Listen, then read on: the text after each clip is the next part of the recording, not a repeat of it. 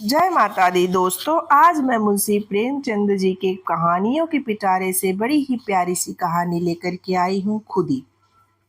दोस्तों, यह कहानी अंत तक जरूर सुनिए और कहानी पसंद आए तो अपने फैमिली और फ्रेंड में शेयर करना ना भूलें।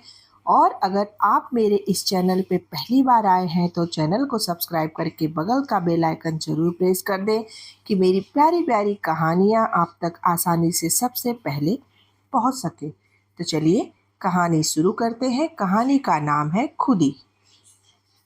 मुन्नी जिस वक्त दिलदार नगर में आई उसकी उम्र मात्र 5 साल से ज्यादा नहीं थी। वह बिल्कुल अकेली न थी। माँ बाप दोनों न मालूम मर गए या कहीं परदेश चले गए। मुन्नी सिर्फ इतना जानती थी कि कभी एक देवी उसे खिलाया करती थी और एक देवता उसे कंधे पर लेकर खेतों की सैर कराया करता था। पर वह इन बातों का जिक्र कुछ इस तरह करती थी कि जैसे उसने सपना देखा हो। सपना था या सच्ची घटना, इसका उसे ज्ञान न था। जब कोई पूछता तेरे माँ बाप कहाँ गए, तो वह बेचारी कोई जवाब देने के बजाय रोने लगती और यूं ही उन सवालों को टालने के लिए एक तरफ हाथ उठाकर कहती ऊपर, कभी आसमान की तरफ देखकर कहती इस ऊपर, और वहां से उसका क्या मतलब था यह किसी को मालूम न होता। शायद मुन्नी को यह खुद भी मालूम न था। बस एक दिन लोगों ने उसे एक पेड़ के नीचे खेलते देखा और इससे ज्यादा उसकी बाबत किसी को कुछ भी मालूम नहीं था। लड़की की सूरत बहुत प्यारी सी थी। जो उसे देखता मोह जाता। उसे खाने पीने की कुछ फिक्र न थी। जो कोई बुलाकर कुछ देता वही खा लेती और फिर खेलने में लग जाती। शक्ल सूरत से वह किसी अच्छे घर की लड़की मालूम होती थी। गरीब से गरीब घर में भी उसके खाने के 2 कौर और सोने को एक टाट के टुकड़े की कमी न थी। वह सबकी थी, उसका कोई न था। इस तरह कुछ दिन बीत गए। मुन्नी अब कुछ काम करने के काबिल हो गई।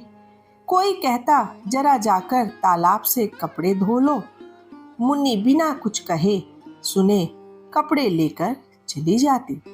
लेकिन रास्ते में कोई बुलाकर कहता बेटी कुएं से 2 घड़े पानी तो खींच ला, तो वह कपड़े वहीं रख घड़े लेकर कुएं की तरफ चल देती। जरा खेत से जाकर थोड़ा साग तो ले आ, और मुन्नी घड़े वहीं रखकर साग लेने चली जाती। पानी के इंतजार में बैठी हुई औरत उसकी राह देखते देखते थक जाती। कुएं पर जाकर देखती तो घड़े रखे हुए हैं। वह मुन्नी को गालियां देती, कुछ कहती आज से इस कलमुही को कुछ खाने को न दूंगी। इस तरह मुन्नी को कभी कभी कुछ खाने को मिलता ही नहीं था और तब उसे बचपन याद आता, जब वह कुछ काम न करती थी और लोग उसे बुलाकर खाना खिला देते थे प्यार से। वह सोचती किसका काम करूं, किसका काम न करूं। जिसे जवाब दूं वही नाराज हो जाएगा। मेरा अपना कौन है, मैं तो सबकी हूँ। उसे गरीब को यह ना मालूम था कि जो सबका होता है वह किसी का नहीं होता। वह दिन कितने अच्छे थे जब उसे खाने पीने की और किसी की खुशी या नाखुशी की परवाह ही न थी। दुर्भाग्य में भी बचपन का वह समय चैन का था। कुछ दिन और बीते। मुन्नी जवान हो गई। अब तक वह औरतों की थी, अब मर्दों की हो गई। वह सारे गांव की प्रेमिका थी, पर कोई उसका प्रेमी न था। सब उससे कहते थे मैं तुझ पर मरता हूँ, तुम्हारे वियोग में तारे गिनता हूँ, तुम मेरे दिलो जान की मुराद हो। पर उसका सच्चा प्रेमी कौन है इसकी उसे खबर न होती थी। कोई उससे यह कहता था कि तू मेरे दुख दर्द की शरीक हो जा। सब उससे अपने दिल का घर आबाद करना चाहते थे, सब उसकी निगाह पर एक मंदीम सी मुस्कुराहट पर कुर्बान होना चाहते थे, पर कोई उसकी बाह पकड़ने वाला न था, उसकी लाज रखने वाला न था।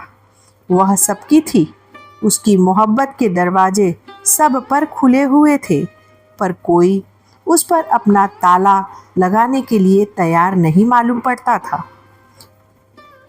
और किसी का नहीं। वह भोली भाली लड़की जो एक दिन न जाने कहाँ से भटक कर आ गई थी, अब गांव की रानी थी।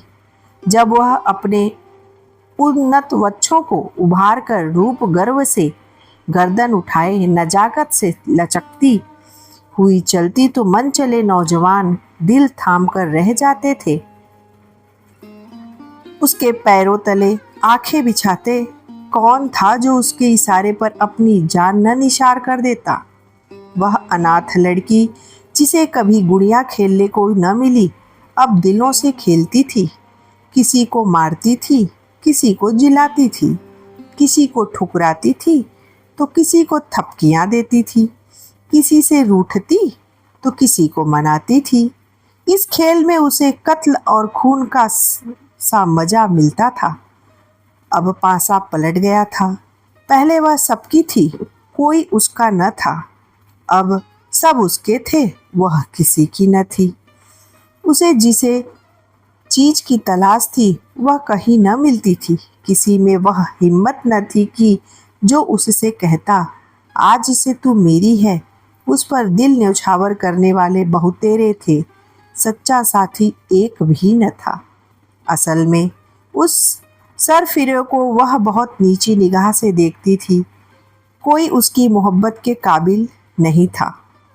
ऐसे पस्त हिम्मतों को वह खिलौनों से ज़्यादा महत्व न देती थी, जिनका मरना और जिलाना एक मनोरंजन के अधिकार अधिक कुछ भी नहीं था।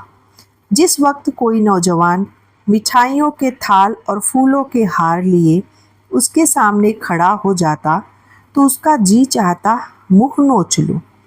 उसे वह चीज़ें कालकूट हलाहल जैसी लगती थी। उनकी जगह वह रूखी रोटियां चाहती थी, सच्चे प्रेम में डूबी हुई। गहनों और असरफियों के ढेर उसे बिच्छू के डंक जैसे लगते। उनके बदले वह सच्ची दिल के भीतर से निकलती हुई बातें चाहती थी, जिसमें प्रेम की गंध और सच्चाई का गीत हो। उसे रहने को महल मिलते थे, पहनने को रेशम, खाने को एक से एक व्यंजन, पर उसे इन चीज़ों की आकांक्षा न थी। उसे सिर्फ आकांक्षा थी तो फूस से के झोपड़े, मोटे झोटे सूखे खाने।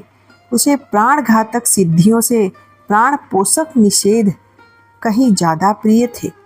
खुली हवा के मुकाबले में बंद पिंजरा कहीं ज़्यादा चहेता। एक दिन एक परदेशी गांव में आ निकला। बहुत ही कमज़ोर दीनहीन आदमी था। एक पेड़ के नीचे सत्तू खाकर लेटा था। एकाएक मुन्नी उधर से जा रही थी। मुसाफिर को देखकर बोली, कहाँ जाओगे? तब मुसाफिर ने बेरुखी से जवाब दिया, जहन्नम में। मुन्नी ने मुस्कुराकर कहा, क्यों? क्या दुनिया में जगह नहीं है? औरों के लिए होगी, मेरे लिए तो नहीं है। इस तरह से उस मुसाफिर ने जवाब दे दिया मुन्नी को। दिल पर कोई चोट लगी है? मुन्नी ने हंसकर कहा। बदनसीबों की तकदीर में और क्या है? रोना धोना और डूब मरना, यही उनकी जिंदगी का खुलासा है। पहले तो मंजिल तो तय कर चुका, अब तीसरी मंजिल और बाकी है। कोई वह पूरी हो जाए, ईश्वर ने चाहा तो बहुत जल्द हो जाएगी। यह एक चोट खाए हुए दिल के शब्द थे। जरूर उसके पहलू में दिल है, वरना यह दर्द कहाँ से आता। मुन्नी बहुत दिनों से दिल की तलाश कर रही थी और वह बोली, कहीं और वफा की तलाश क्यों नहीं करते? मुसाफिर ने निराशा भाव से उत्तर दिया, मैं तेरी तकदीर में नहीं, वरना मेरा क्या बनाया घोंसला उजड़ जाता। दौलत मेरे पास नहीं, रूप रंग मेरे पास नहीं, फिर वफा की देवी मुझ पर क्यों मेहरबान होने लगी? पहले समझता था वफा दिल के बदले मिलती है, अब मालूम हुआ चीज़ों की तरह वह भी सोने चांदी से खरीदी जा सकती है। मुन्नी को मालूम हुआ मेरी नज़रों ने धोखा खाया था। मुसाफिर बहुत काला नहीं, सिर्फ सांवला। उसका नाक नक्शा भी उसे आकर्षक जान पड़ा। बोली, नहीं, यह बात नहीं, तुम्हारा पहला ख्याल ठीक था। यह कहकर मुन्नी चली गई। उसके हृदय के भाव उसके संयम से बाहर हो रहे थे। मुसाफिर किसी ख्याल में डूब गया। वह इस सुंदरी की बातों पर गौर कर रहा था। क्या सचमुच यहाँ वफा मिलेगी? क्या यहाँ भी तकदीर धोखा न देगी? मुसाफिर ने रात उसी गांव में काटी। वह दूसरे दिन भी न गया। तीसरे दिन उसने एक फूस का झोपड़ा खड़ा किया। मुन्नी ने पूछा, यह झोपड़ा किसके लिए बनाते हो? मुसाफिर ने कहा, जिससे वफा की उम्मीद है। तब मुन्नी ने कहा, चले तो न जाओगे? झोपड़ा तो रहेगा। खाली घर में भूत रहते हैं, अपने प्यारे का भूत ही प्यारा होता है। दूसरे दिन मुन्नी उस झोपड़े में रहने लगी। लोगों को देखकर ताज्जुब होता था। मुन्नी उस झोपड़े में नहीं रह सकती। वह उस भोले मुसाफिर को जरूर दगा देगी। यह आम ख्याल था, लेकिन मुन्नी फूली न समाती थी। वह न कभी इतनी सुंदर दिखाई पड़ी थी, न इतनी खुश। उसे एक ऐसा आदमी मिल गया था जिसके पहलू में दिल था। लेकिन मुसाफिर को दूसरे दिन यह चिंता हुई कि कहीं यहाँ भी वही अभागा दिन न देखना पड़े। रूप में वफा कहाँ? उसे याद आया, पहले भी इसी तरह की बातें हुई थी। ऐसे ही कसम खाई गई थी, एक दूसरे से वादे किए गए थे, मगर उन कच्चे धागों को टूटते कितनी देर लगी। वह धागे क्या फिर न टूट जाएंगे?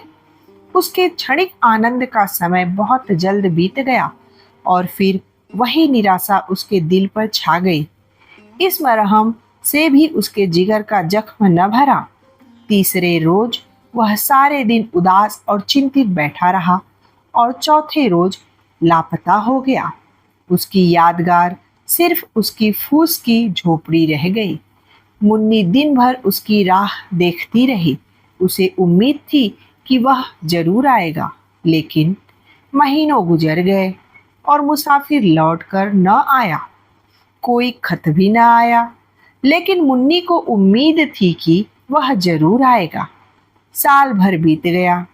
पेड़ों में नई नई कोपलें निकली, फूल खिले, फल लगे, काली घटाएं आई, बिजली चमकी, यहाँ तक कि जाड़ा भी बीत गया और मुसाफिर लौटकर नहीं आया। मगर मुन्नी को अब भी उसके आने की उम्मीद थी। वह जरा भी चिंतित न थी, भयभीत भी न थी।